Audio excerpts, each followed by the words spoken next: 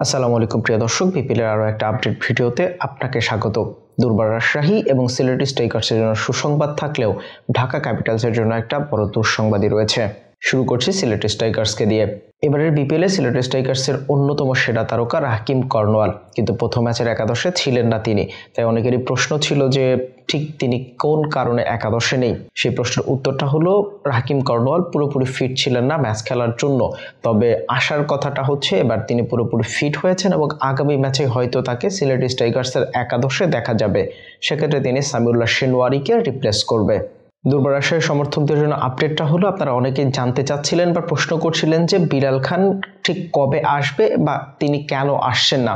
সেটার উত্তরটা হলো বিলাল খান ইনজুরিতে পড়েছেন, যে কারণে এবারের বিপিএলই তার আর খেলা হচ্ছে না।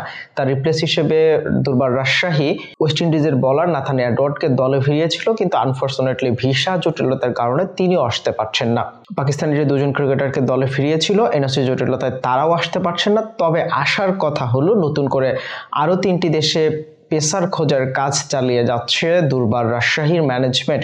শ্রীলঙ্কা, পাকিস্তান এবং আফগানিস্তান, এই 3 দেশে তারা পেসার স্কাউট করছে। খুব সম্ভবত দ্রুতই হয়তো একজন রিপ্লেস দেখা যাবে।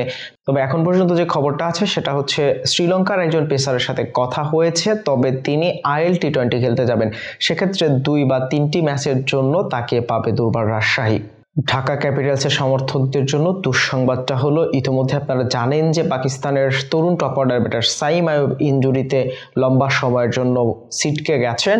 এর পাশাপাশি Caribbean top order batter Johnson Charles ইনজুরির কারণে তারও বিপিএল খেলা অনেকটাই অনিশ্চিত হয়ে পড়েছে। এছাড়াও Dhaka Capitals English batter Jason রয়কে দলে ফিরিয়েছিল, কিন্তু তিনিও আসলে লম্বা সময়ের জন্য বিপিএল খেলতে আসছেন না। ঠিক 2 বা 3টি ম্যাচের জন্য তিনি বিপিএল খেলতে আসবেন। সেক্ষেত্রে ঢাকা ক্যাপিটালসের যে ব্যাটিং দুর্বলতা সেটা আসলে থেকেই যাচ্ছে।